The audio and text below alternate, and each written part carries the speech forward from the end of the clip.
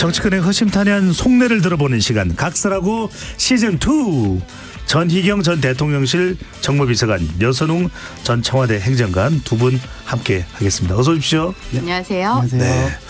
오늘 상당히 불꽃 튀는 접전이 벌어지지 않을까. 왜냐하면 전희경 전 의원께서는 붉은 국민의힘 상징색을 또 입고 오셨고 여선웅 전 행정관은 뭐 파란색이라고 봐야 되겠네요. 네, 네, 다크블루입니다. 네네. 우리가 컴퓨터 그래픽 처리는 안 되니까 유튜브에서 다크블루로 밀고 가겠습니다. 자, 이재명 더불어민주당 대표가 당무 복귀했습니다. 첫 일성이 죽이려고 해도 결코 죽지 않는다라는 이야기를 냈는데 한동훈 비대위원장은 또 관련해서 마치 뭐 정부가 검찰이 야당의 다수당 대표를 뭐 죽이려고 한 것처럼 이야기한 것에 대해서 망상이다 이렇게 얘기를 했거든요. 자, 이 발언과 한동훈 비대위원장의 또 대응 맞받아친 부분에 대해서 전 비서관께서는 어떻게 보시는지요? 그러니까 주어가 누구냐라는 매우 타당한 질문이라고 생각합니다. 네. 일어나서는 안 된 일이 일어난 거는 맞지만 이게 무슨 정치적 음모나 공작이나 이런 게 아닌데 왜 일성을 그런 음모나 공작이 있었던 것처럼 몰고 가느냐. 그거는 맞지 않는 일성이 아닌가라는 그런 매우 보편 타당한 지적이었다. 이렇게 생각합니다. 네. 저는 뭐 이재명 대표가 당연한 말씀을 사실 하셨거든요. 뭐 국민께서 살려주셨다. 그리고 그 앞뒤로 이제 뭐 그런 그 생명의 위협 같은 이제 말씀을 언급하신 것인데 저는 한동훈 비대위원장이 중도층 생각한다고 하면은 아니 이제 막 뭐 사선에서 돌아오셔가지고 태어난 상대당 야당 대표한테 그동안 고생하셨다. 아직 몸이 다 회복 안 되셨을 텐데 우리 이제 증오 정치, 혐오 정치 그만두고 우리 상생의 정치 한번 해보자. 이렇게 덕담을 해줬으면 좋았을 텐데. 바로 무슨 뭐 망상이라는 이렇게 이제 말씀을 하시니까 네. 참 이거는 한동훈 비대위원장 여의도 사투리 너무 빨리 배웠다 이렇게 좀 말씀드리고 싶습니다. 그러니까 이게 그런 거예요. 그런 말이 나가기 위해서는 그런 말이 나갈 이게 전제가 깔려야 되거든요. 그러니까 뭐 염려해 주신 분들에게 뭐 감사의 말씀을 전한다. 이제 뭐 제대로 이제 정치 여정에 있어서 뭐 할 일들을 해나가겠다. 그러면 이제 그 말을 듣는 사람들이 오늘 뭐 이재명 대표 말씀을 어떻게 들으셨습니까? 이러면 이제 당연히 이쪽에서도 뭐 한동훈 비대위원장도 그런 말씀을 순리대로 했겠죠. 그런데 뭐로 죽여도 안 죽고 뭐로 죽여도 안 죽고 뭐로 죽여도 안 죽었는데 이렇게 이제 나가니까 누가요? 누가 그런 일을 했죠?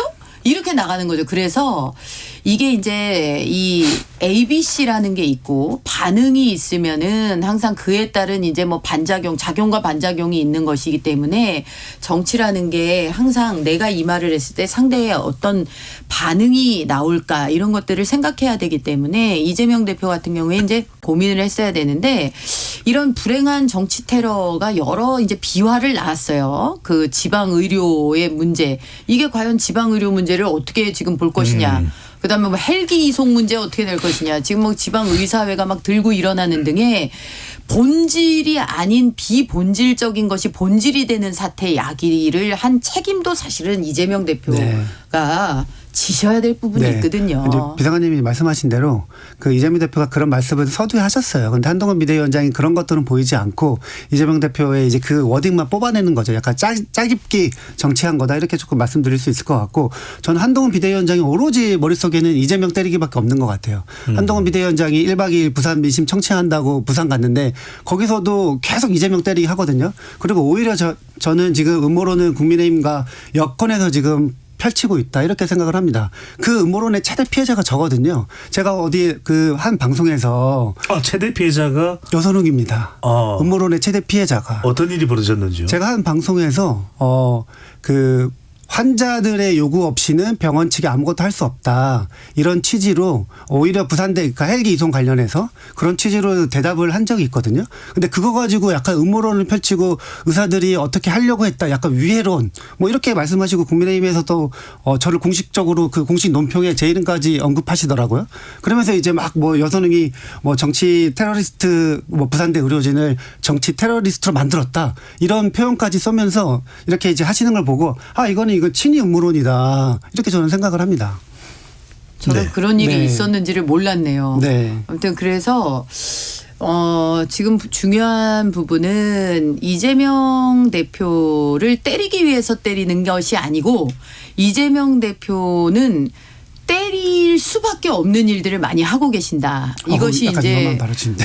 아니 때릴 네. 수밖에 없는 일을 아니 그 때린다는 의미는 뭐냐면 정치적으로 네. 비판받을 일을 많이 하신다라는 얘기죠. 네. 본인의 사법 리스크를 포함해서 그리고 사당화라고 네. 표현되는 이재명 사당화라고 비판받는 부분들 그리고 문자를 통해서 현근택 그 부위원장에 대한 문자 논란 이런 부분들을 포함해서 그럼 그런 부분을 우리가 소위 말하는 이제 때린다라고 표현하는 비판한다고 네. 표현하는 비판을 안 하면 무엇을 비판하고 그런데 각을 세우지 아니하고 총선 여정을 어떻게 끌고 가며 비대위원장이 당의 최고의 스피커가 그런 부분을 지방을 순회하면서 얘기하지 않는다면 무엇을 얘기할 수 있겠습니까? 그래서 한동훈 위원장이 맡고 있는 이야기 지금 현재 맡고 있는 역할이 그런 것이다. 그런 와중에서도 뭐 공천의 룰을 발표하고 시스템 공천을 얘기하고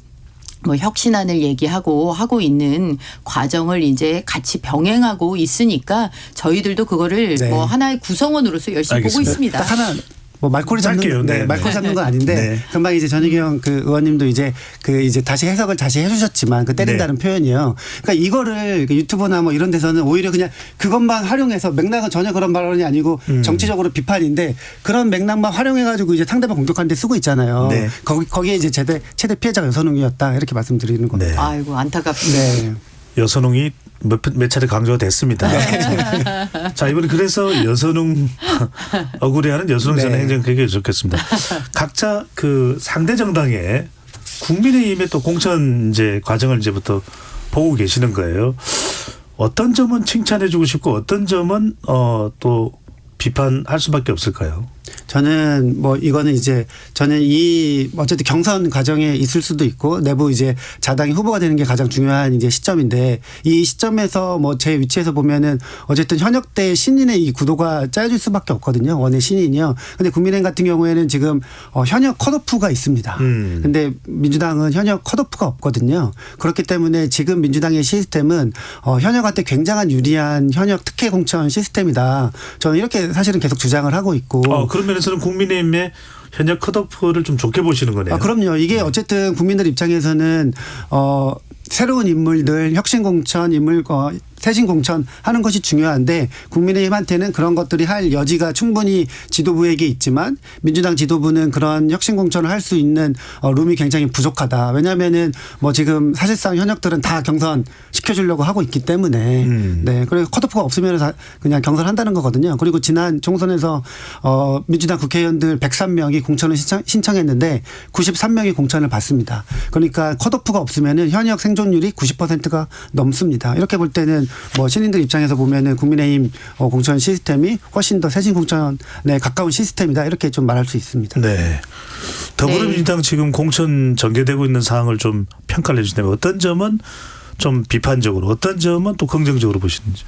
저는 뭐 민주당 공천 시스템을 칭찬드리고 싶은 부분은 사실 별로 찾기는 어렵습니다. 그러나 여선웅 우리 그 전 행정관님의 이런 도전은 응원드리고 싶은 게 이렇게 젊은 행정관분들이 어려운 곳에서 민주당의 그러니까 험지죠. 민주당의 험지에 도전하는 젊은 분들이 많다라는 부분들은 굉장히 진취적인 부분이고 그리고 우리가 참 담고 배워야 될 부분이 아닌가 싶은 그런 생각이 듭니다. 그래서 어려운 곳에서 그 당이 가지고 있는 그런 정책이나 당의 정강들의 우수성 같은 것들을 열심히 호소하는 이런 모습들은 각 정당에서 포기할 수 없는 부분이고 또 그 진정성을 인정받아야만 정당이 또 수권 정당으로서 또 우뚝 자리매김을 할 수 있는 것이고 이런 것이기 때문에 그런 부분들은 굉장히 유의미하다. 이렇게 보고요. 네. 그리고 안타까운 점은 어찌 됐든 이 민주당 같은 경우에 뭐 친명계 위주의 공천이 되는 거 아니냐라는 일명 이른바 자객 공천이네요. 그렇죠. 자객 공천이 되는 것이 아니냐라는 우려들이 이 현근택 부위원장 문자 파동을 비롯해서 뭐 그런 우려들이 있는 거 과연 그것이 현실화될 것인가. 저희도 뭐 우리 국민의힘에서도 그런 우려들이 있었습니다마는 뭐 시스템 공천이다 이래서 이제 뭐 공천 룰에 대한 뭐 발표가 나고 현역 컷오프 기준들이 나오고 이러면서 그런 우려들에 대한 것들이 많이 좀 희석이 되고 있거든요. 그래서 저희들도 이제 그 과정들을 지켜보고 있습니다만 민주당도 한번 봐야죠. 어쨌든 과정도 투명하고 또 결과도 이기는 공천이 돼야 된다라는 거 아마 양당 모두가 같이 동시에 안고 있는 과제일 겁니다. 한 발 더 들어가 보겠습니다. 전희경 전 비서관이 지적한 부분입니다. 이 자객 공천 이른바 비명계에서는 공정하지 못하다 이런 이야기 나오고 있고 또 적격 부적격이 상당히 논란이 되고 있습니다. 미투 논란이 됐던 정봉주 전 의원이 적격, 황운하 의원 적격, 또 노웅래 의원 적격. 이거 어떻게 봐야 될까요? 그러니까 사실은 이거는 국민의힘에게는 이런 예비 후보 심사 적격 부적격 제도가 아예 없거든요. 근데 민주당은 어쨌든 후보를 잘 공천하기 위해서 이런 제도를 두고 있는 것인데요. 거기에 대해서 약간의 이제 좀 일부 뭐 비판의 조금 여지가 조금 있다고는 봅니다. 그런데 이것들이 바로 그분들을 뭐 공천하겠다거나 그런 단계까지 온 것은 아니고 아직 이제 공관위에서 그 공천 심사를 하거든요. 거기에서도 또 뭐 부적격이 될 수도 있습니다. 그렇기 때문에 그거는 계속 좀 앞으로 조금 지켜봐 주십사 이렇게 좀 말씀을 드리고 싶습니다. 네, 자칫 이런 자객 공천 또 적격 부적격 논란이 추가적으로 원칙과 상식의 3명의 의원 외에 윤영찬 의원은 잔류한다고 했지만 또 추가 현역 의원이 탈당을 해서 이낙연 신당이든 또 다른 경로로 무소속 출마하든 이런 상황이 빚어지지는 않을까요? 저는 굉장히 그 가능성은 낮다고 봐요. 왜냐하면은 지금 공천 시스템은 제가 금방 말씀드린 것처럼 현역에게 굉장히 유리한 제도이기 때문에 지금까지 이제 경선만 붙여준다고 하면은 굳이 그 탈당해서 다른 신당에 나갈 이유가 저는 전혀 없다고 봅니다. 그렇기 때문에 뭐 경선 전에 그러니까 공천 심사에서 만약에 컷오프를 시키거나 탈락된다면은 뭐 탈당하고 이탈할 가능성이 있지만 뭐 그렇지 않고 경선을 붙여준다고 하면은 현역 의원님들은 남아 있을 가능성이 굉장히 높습니다. 민주당에서 현역 의원들이 뭐 중진 의원들도 있을 텐데 경선만 한다면 다 수긍이 될까요? 어떨까요? 저는 경선을 붙여주는 한 그렇게 신당 쪽으로 이탈이 되고 일어날 가능성은 우리 여여 전 행정관님 분석대로 그렇게 많지는 않을 거다라고 생각을 합니다. 또 마찬가지로 우리 국민의힘에서도 경선이 보장된다면 현역 의원들이 신당으로의 이탈이 그렇게 많지 않을 거다 이렇게 생각을 하고 있거든요. 전 비서관님 그런데 제가 방금 전에 여쭤본 취지는 이런 것이거든요. 불공정하다. 진행돼 가는 과정이 가령 한동훈 비대위원장이 인천 계양을을 가서 현지에서 이미 좀 지역을 다지고 있던 후보자도 있을 텐데 원희룡 전 국토교통부 장관이 나선다. 또 마포 을인가요? 이 정청래 의원의 지역구인 서울 마포을에는 김경률 비대위원이 출마할 것이다. 이런 부분들은 당에서 어떻게 받아들일까요? 기존 후보자가 또 열심히 뛰고 있는 지역일 수도 있는데요. 이제 당에서는 새로운 인물들을 소개하기도 하고, 뭐, 물론 그 현장에서도 뭐 당협에 계신 분들이 뭐 당협위원장이 있다, 뭐 이런 얘기도 주시고 그랬었다고 하는 얘기를 저도 언론을 통해서 봤습니다. 물론 그랬더니 뭐 한동훈 비대위원장 같은 경우에도 물론 뭐 공정한 뭐 경쟁을 거쳐야겠죠, 뭐 이런 얘기도 하시고 그랬다는 얘기를 역시 언론을 통해서 들었는데 과정을 거치는 부분, 이제 현역 당협위원장이 계시고 이런 부분은 과정을 거쳐야 되는 부분은 과정을 거쳐야 되는 부분이고 또 우리가 언론의 주목도가 있는 부분이나 각이 세워지는 부분이나 또 새롭게 도전하는 분들이 또 뭔가 이 586 정치의 청산이라든지 그리고 이재명 대표로 상징되는 어떤 우리 당으로서는 반드시 청산해야 되는 민주당의 그러니까 민주당의 새로운 모습을 위해서라도 이런 분들은 좀 반드시 청산되어야 된다. 이런 부분들을 위해서 반드시 좀 끊어내야 된다라고 하는 데 있어서는 이런 분들이 좀 역할을 해주셔야 된다 이런 거를 띄우는 부분들이 그게 양립 불가능한 것들은 아니지 않나 이런 생각도 좀 하고 있어요. 불가피한 그렇죠. 부분으로 봐야 될 수도 있다. 그래서 불가피한 부분이 있기 때문에 그게 바로 저는 공천 과정의 운영의 묘가 필요한 부분이고 뭐 불공정성의 시비가 안 붙도록 아마 공관위에서 잘 정리를 하시지 않을까 싶습니다. 저는 한동훈 비대위원장의 약간 이 아마추어 그러니까 정치 경험이 없다는 게 여기서 드러난 것 같아요. 그러니까 지금은 선거 기간이 아니어서 지금 이제 그분이 김경률 비대위원이 공천을 받은 것도 아닌데 특히나 본인이 영입해가지고 데려온 비대위원을 지금 거기서 당협위원장도 있고 뛰고 있는 후보가 있는 앞에서 그런 말씀을 하신다는 게 상당히 이 국민의힘 공천 시스템이 뭐 제대로 작동되고 있는 거냐 그냥 비대위원장이 그냥 막 공천하는 거냐 이런 오해를 불러일으킬 수 있게 충분히 이제 조금 발언을 하신 것 같고 또 하나는 뭐였냐면은 사실은 그 지난 주말에 한동훈 비대위원장이 고위당정 협의회에서 그 대학생 뭐 그 정책 발표를 하면서 그 국무총리한테 그거를 약간 뭐 주문하더라고요. 정책을 짜어라 약간 이런 식으로. 그러니까 그 고위당정 협의회는 여당의 안을 그냥 정부 안이랑 협의하는 테이블인데 거기서 그런 말씀을 하셔가지고 제가 그 이야기를 한 거예요. 그렇게 선거대책위원회 보셨다는 갔다. 거죠. 네. 선거대책위원회 갔다. 거기서 이제 그렇게 주문이 나와요. 원래 모두 발언에 이제 계획되지 않은 발언을 즉석에서 발언했다. 뭐 이렇게 이제 언론이 크게 막 나왔는데 그런 발언들 보면은 약간 조금 계속 실수가 조금 있으시다. 이렇게 좀 보고 싶습니다. 원래 고위 당정이라는 게 무슨 시나리오처럼 뭔가를 사전에 다 해놓고 연기자들이 연기하듯이 하는 거는 아닙니다. 그리고 당이 민심을 감안해서 정부의 소위 말하는 탁상 행정에 그치지 아니하도록 민심 가려운 데를 긁어줄 수 있는 그리고 그 국민들이 원하는 패부를 긁어줄 수 있는 정책을 주문하기도 하거든요. 근데 시기가 시기이니만큼 그게 뭐 꼭 총선용이 아닌가 하는 그런 의심의 눈초리를 받기도 하지만 꼭 필요한 정책의 경우에는 이런 좀 정책 좀 해다오라고 주문하기 위해서 있는 게 또 고위당정이기도 합니다. 그래서 그런 부분은 한동훈 비대위원장이 정치에 입문을 해서 비대위원장을 맡으면서 이제 뭐 테이블에 올려서 얘기할 수 있는 부분을 얘기했다 이렇게 볼 수도 있는 거고요.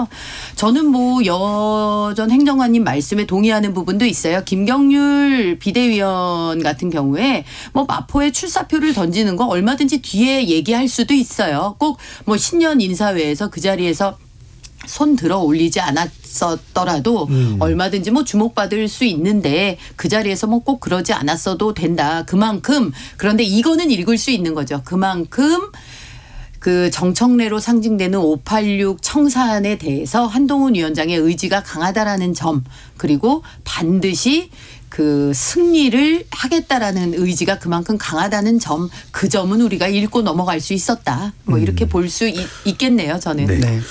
여행정관께 또 이 부분 여쭤보겠습니다. 이재명 대표가 뭐 답을 해야 될 사안이다 이렇게 해석되기도 하는데 한동훈 비대위원장이 병립형으로 가겠다. 이재명 대표가 인진 비례대표 제도에 대해서 답해달라 이렇게 이야기를 했는데 당내에서는 상당히 좀 고민이 되는 그런 이슈입니다. 이재명 대표는 약간 병립형 쪽으로 갈 것처럼 또 거론을 하기도 했었는데 아직까지 확정되지는 않았습니다. 당의 내용은 당의 지금 상황은 어느 쪽으로 가는 겁니까? 병립형입니까? 준연동형 비례대표제입니까? 지금 당내에서도 선거제 제도 관련해서는 뭐 의원님들끼리도 서로 뭐 의견이 이제 확실하게 조금 있으신 것 같고 그리고 뭐 최근에는 이제 뭐 당이 연동형으로 조금 기울지 않았냐 그런 분위기가 전해진다. 최근에는요? 이런 보도들이 있거든요. 저는 그런 걸 기류를 익히지 못했는데 그런 뭐 기류들도 조금 있어 가지고요. 뭐 사실은 저도 좀 궁금하긴 합니다. 근데 저는 개인적으로는 저는 병립형으로 가야 된다 이렇게 주장을 하고 있거든요. 그래서 이거 같은 경우에는 뭐 어쨌든 뭐 당에서 빨리 뭐 결정을 하지 않을까 이렇게 생각을 합니다. 병립형 준연동형 비례대표제. 지금 국민의힘은 한동훈 비대위원장도 분명히 이야기했습니다. 병립형으로 간다. 그리고 준연동형 비례대표제는 국민의힘은 원치 않지만 만약에 다수당이 그렇게 고집을 하면 우리도 위성정당 만든다. 어떻게 보시는지요? 저희는 일관되게 병립형을 주장해온 당이에요. 지난번에 21대 총선을 치르기 위해서 무리하게 패스트트랙까지 올려가지고 준연동형을 추진한 정당이 민주당이잖아요. 그 과정에서 의원들이 지금도 제 기억에는 한 20명 정도의 그 의원들이 검찰 수사를 통해 가지고 재판받고 있어요. 이거 사과도 안 하면서 아직까지도 지금 선거법에 대해서 입장을 정하지 않고 있는 거 이거 사과 진짜 하셔야 됩니다. 그런데 우리가 지금 보면은 병립형을 하겠다. 그리고 또 똑같이 준연동형을 하거나 연동형 한다. 그러면 우리는 그때와 마찬가지로 위성정당, 자매정당 만들 수밖에 없다. 이게 아주 투명하고 절실한 국민의힘의 입장이거든요. 지난번에도 국민들께 그 말씀을 드렸고 그 말씀대로 저희는 실천을 했습니다. 근데 그때도 민주당은 아니다. 준연동형 하겠다. 위성정당 만들지 않겠다. 이렇게 약속을 드렸거든요. 정의당도 그 약속을 믿었잖아요. 그런데 어떻게 됐습니까? 결국에는 연합정당이라고는 했지만 위성정당을 만들었고 결국에는 자당으로 귀속시켰잖아요. 그런데 그 부분에 대해서 사과도 안 하고 진솔한 평가도 없고 그냥 엉거주춤 지금도 계속 뭐 정의당과의 관계, 그다음에 뭐 기본소득당 등 기타 야권 정당들과의 관계를 놓고서 지금 이 시간까지도 그 선거제 확정을 못하고 있는 거는 나머지 이 21대 국회 동안에 여러 그 소위 법안들을 놓고서 어떻게 이 정부를 압박할 것인가에 대한 결국에 머리수 싸움을 하고 있는 거거든요. 이거는 정치도 아니고 뭐 별것도 아닌 거예요. 뭐냐면 이거는 그냥 심플하게 말하면 정치 공학이거든요. 이런 정치를 하면 안 되죠.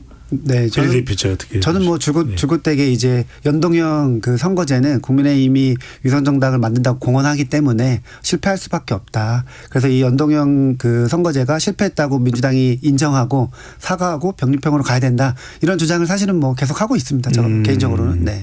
민주당 내에서 그 비례대표제와 관련해서는 좀 시각이 엇갈리는군요. 그렇죠. 네. 연동형으로 가야 된다는 의원님들도 많습니다. 근데 문제는 이거 역시도 이재명 대표의 개인의 유불리에 따라서 결정될 확률이 높은 것 같아서 그걸 염려하는 거예요.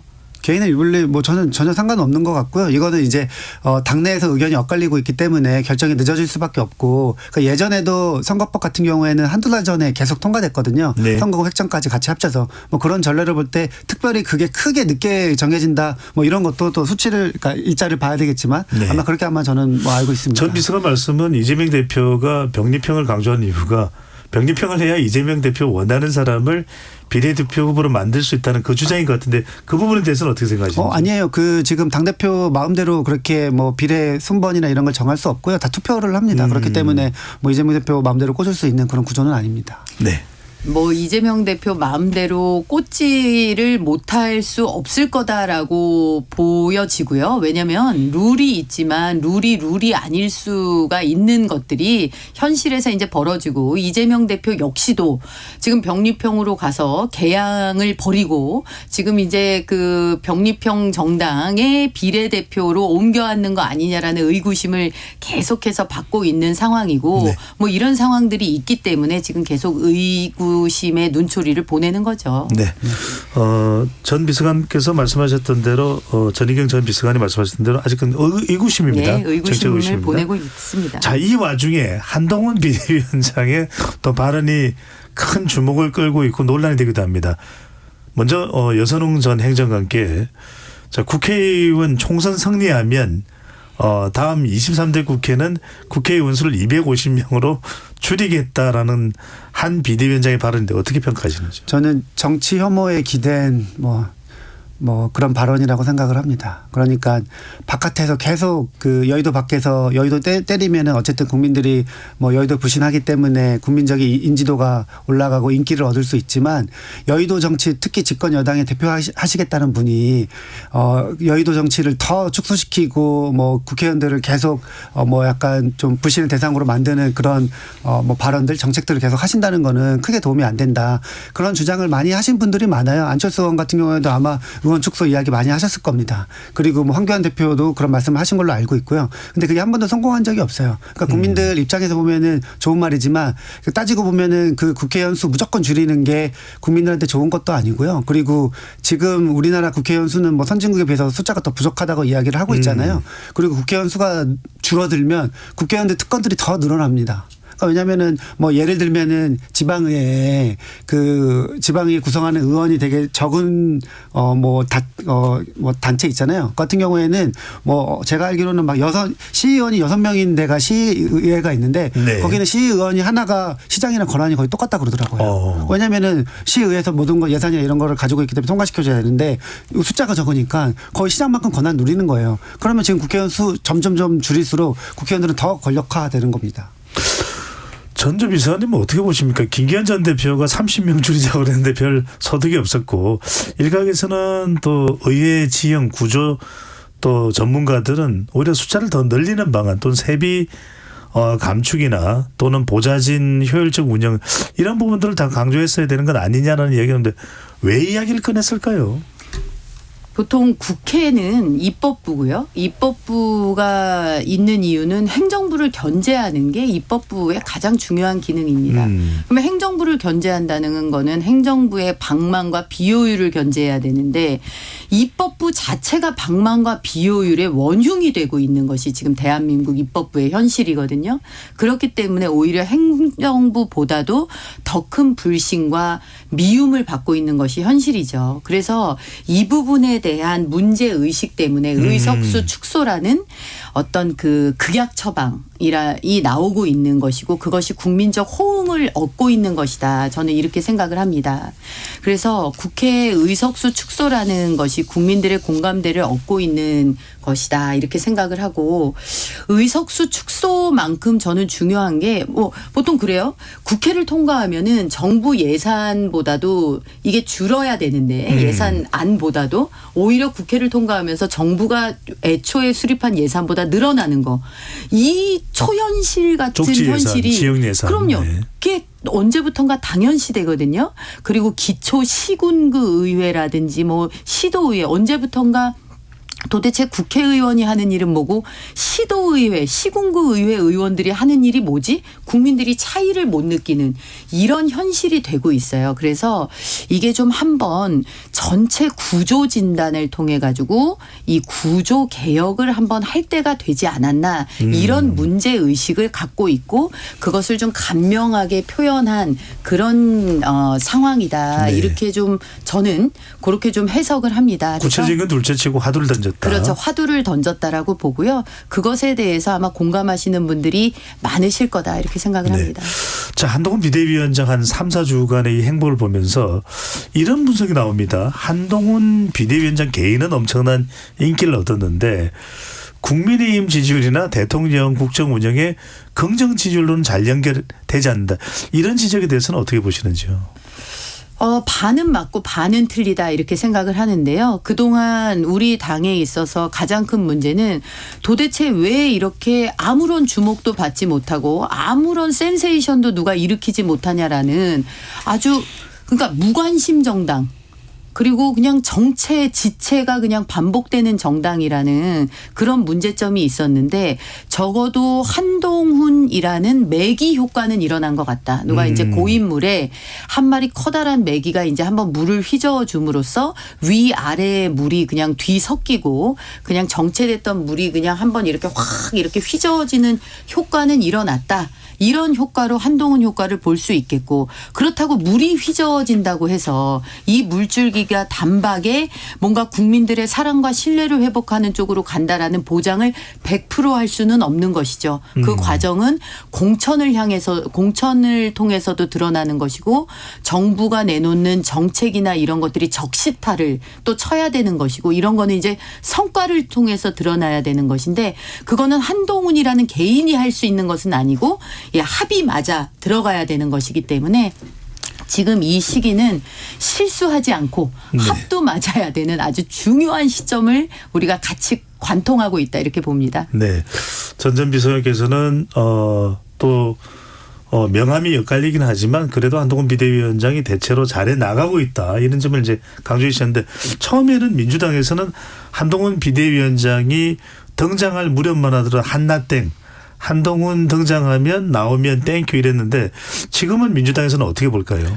그때 이제 그런 한나땡이라는 이야기가 있고 또 그렇게 이야기하면 안 된다. 경계하는 목소리도 굉장히 많았거든요. 저는 그렇게 경계하는 목소리 쪽에 그 조금 뭐 의견이 조금 더 이제 뭐 싫었었는데 사실은 한나땡으로 조금 약간 한동훈 카드가 약간 혁신 바람을 못 일으키고 있어요. 그러니까 국민의힘이 그 강서보궐 선거 지고 나서 이제 그 지도부를 이렇게 바꾸고 비대위 체제로 전환을 했는데 유일한 카드가 한동훈 비대위원장 그 카드였고 그 뒤로 이제 카드가 없는 거예요. 그러니까 한동훈 비대위원장이 그 비대위원장 수락하고 나서 그 뒤로 뭔가 이벤트와 메시지를 만들어내야 됐었는데 계속 그냥 이재명 때리기 그리고 무슨 뭐 정치개혁 아젠다도 사실 너무 식상하고 그러니까 뭐 새로운 카드가 없어가지고 히든 카드를 조금 보여줘야 된다 뭐 이렇게 좀 생각을 하고 있고요. 그런데 지금 한동훈 비대위원장이 결국은 국민들이 바라는 히든 카드는 지금 낮은 지지율의 윤석열 대통령 뭐 용산 대통령실과의 약간 차별화인데 그 차별화만이 유일한 히든카드가 아닐까. 근데 그거를 지금 못 꺼내고 있는 거죠. 안 꺼내는 건지 못 꺼내는 건지 잘 모르겠습니다. 네. 두 분들부터 다르게 평가받는 한동훈 비대위원장 또 이재명 대표 당무 복귀 이후에 과연 전국은 또 어떻게 흘러갈지 앞으로 더 살펴보도록 하겠습니다. 지금까지 전희경 전 대통령실 정무비서관, 여선웅 전 청와대 행정관 두 분과 함께했습니다. 잘 들었습니다. 감사합니다. 네, 고맙습니다.